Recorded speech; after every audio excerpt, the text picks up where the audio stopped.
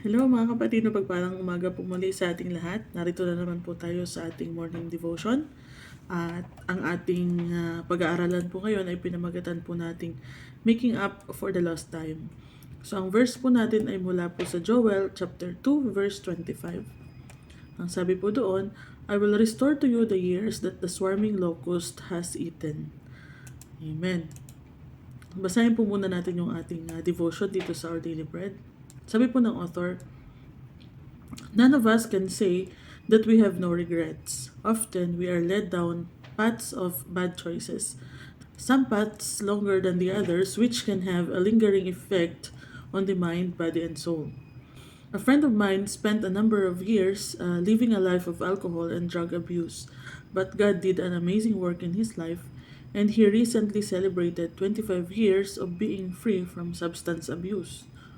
He now runs a successful business, has a devoted wife, and his children love Jesus. He has a passion to reach out to those who are in the ditch of life, and he serves as a wise and loving mentor in the rescue operations of their lives. God never gives up on us. Even when we've made poor choices in the past that left us with regret, we can choose how we will live now. We can choose to continue destructive living, simply wallow in regret, or we can run to Christ believing that He has ways to restore the years that the swarming locust has eaten. When we repentantly seek His healing and freeing power, He is merciful. While some consequences from the past may remain, we can be confident that God has a good and glorious future for those who trust in Him. Amen. So napakaganda po yung kaibigan po ng ating author, dati po siyang drug user and alcoholic. And nung binago po siya ng Panginoon, at the time of writing nga po, nagsiselebrate na siya ng 25 years freedom from substance abuse. May business na siya, ma-devoted yung asawa niya at yung mga anak niya ay lumalaking may takot sa Diyos. So napakalaking turnaround kumbaga ng kanyang buhay from being a drug addict and alcoholic to family man, businessman, and godly man. So talagang ang pagbago ng Diyos sa kanya is 180 degrees, very opposite sa dati niyang buhay. So ngayon, ginagamit na siya ng Panginoon na mag-reach out sa mga tao na nandun din sa kalagayan niya dati. Sabi nga po dito ng author, hindi po natin masasabi na wala po tayong regrets, wala tayong mga desisyon na may negative effect pa rin sa buhay natin hanggang ngayon.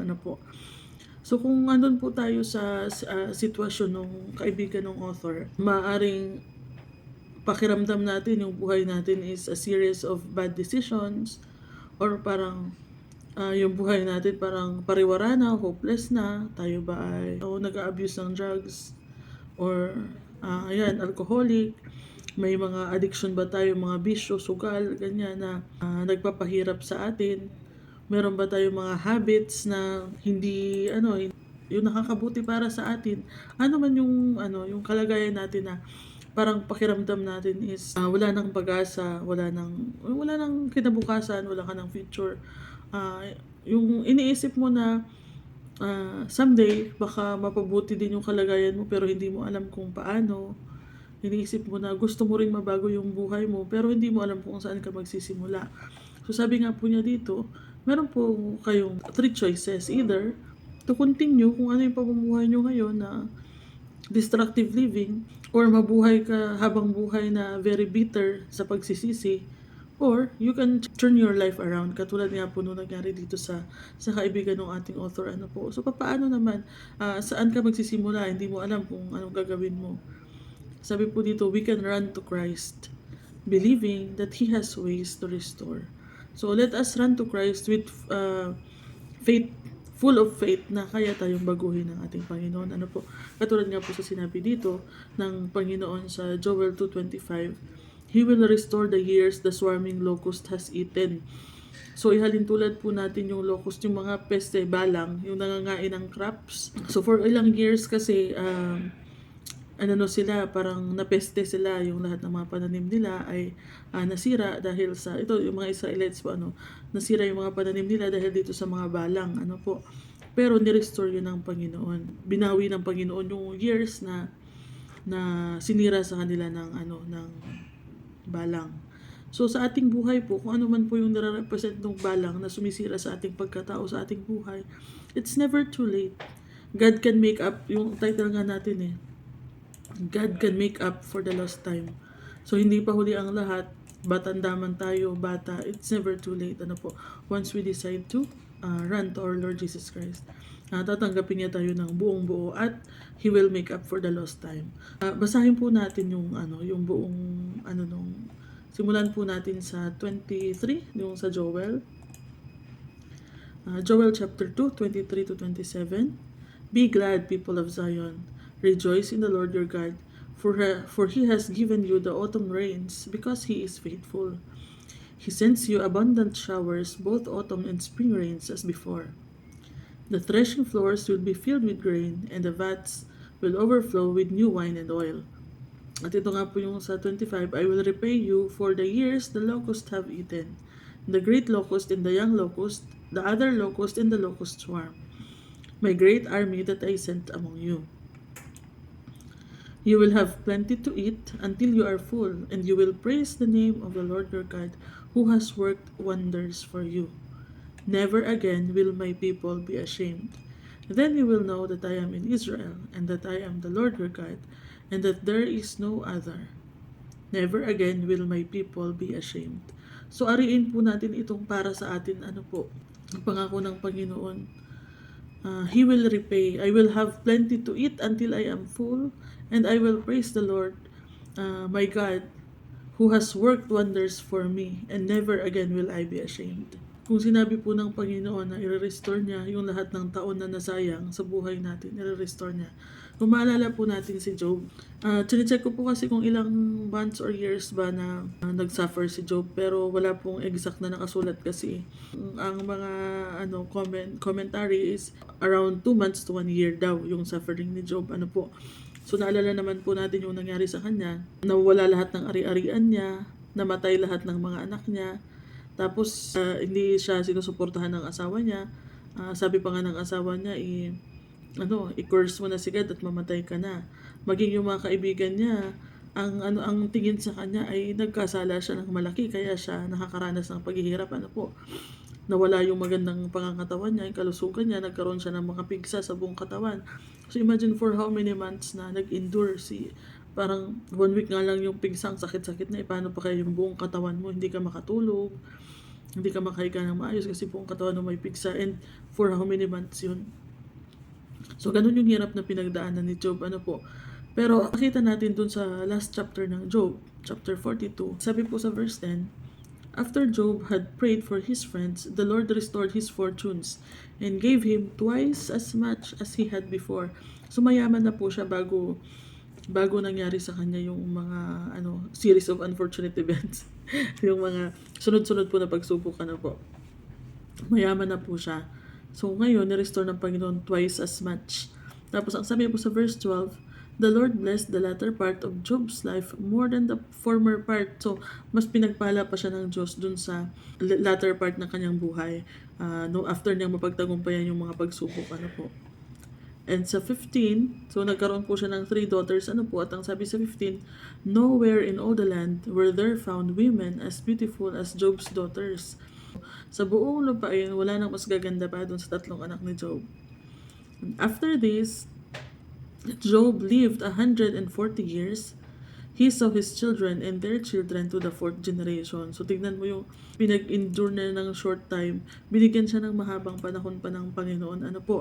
Nakita pa niya yung apo niya, apo sa tuhod, hanggang 4th generation, nakita niya pa. So, ganun po mag-make up ang Panginoon sa mga nasayang, kumbaga parang nasayang na taon sa ating buhay. Pagka lumapit po tayo sa Kanya, humingi tayo sa Kanya ng tulong, hindi niya po tayo pababayaan. Hindi niya po tayo parang itatakwil at sasabihin na bahala ka dyan kasi sinayang mo yung buhay mo. Or hindi kita tutulungan dahil decision mo yan. Ikaw yung gumawa yan sa buhay mo, sinira mo ang buhay mo. Hindi po ganun ang ating Diyos. Lagi po siyang open arms na nag-aantay sa atin na tayo ay manumbalik sa Kanya at makipag-fellowship sa Kanya. At hindi po siya nag-give up sa bawat isa sa atin.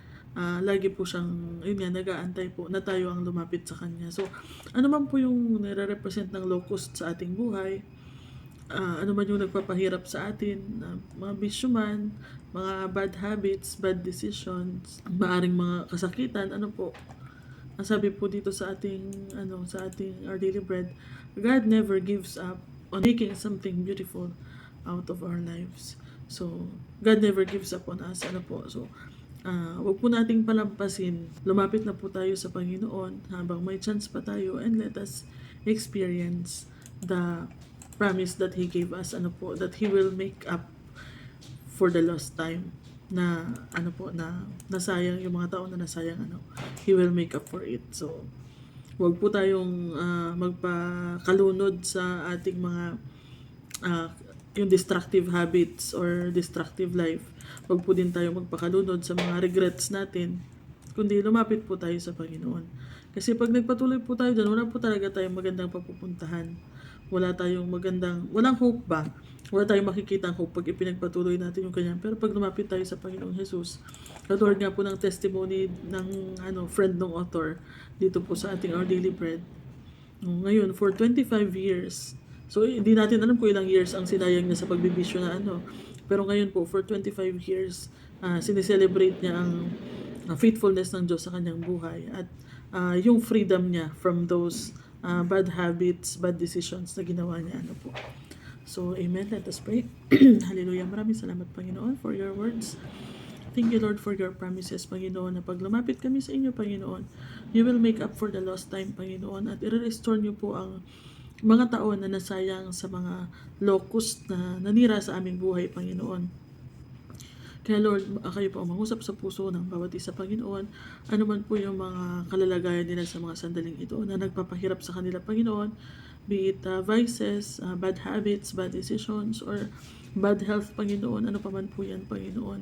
Nawa ay magkaroon po sila ng courage, Panginoon, na lumapit sa inyo, Panginoon, so that they will also experience the freedom, Panginoon, na ipinangako nyo, the restoration na ipinangako nyo, at ang blessings na ipinangako nyo sa mga lalapit sa inyo, Panginoon. Marami po kaming mga bad decisions na ginawa sa aming buhay, Panginoon. Help us not to be drowned in our bad decisions and mga destructive living or lifestyle, Panginoon. Help us not to drown in our regrets, Panginoon, but to come to you, Panginoon. At panghawakan namin ang mga pangako mo, Panginoon. Thank you, Lord, for these comforting words, but nawa, Lord, from this moment on, matutunan namin na mamuhay ng naayon sa inyong kalooban, Panginoon, at maranasan namin itong lahat ng ipinangako niyo, Panginoon. Maraming salamat, O Lord, at nawa, Panginoon, bless niyo din po ang maghapon na ito, Panginoon. Napakaingatan niyo po ang bawat isa, lahat po ng activities namin ay pagpalain ninyo. At bigyan niyo po kami ng wisdom, Panginoon, diligence sa lahat ng aming mga tasks sa maghapong ito. Purihin ka, Panginoon. Ito pong aming samutalangin in Jesus' name. Amen. So, ayun. Maraming salamat po, mga kapatid. Ingat po kayo sa maghapon at God bless you all.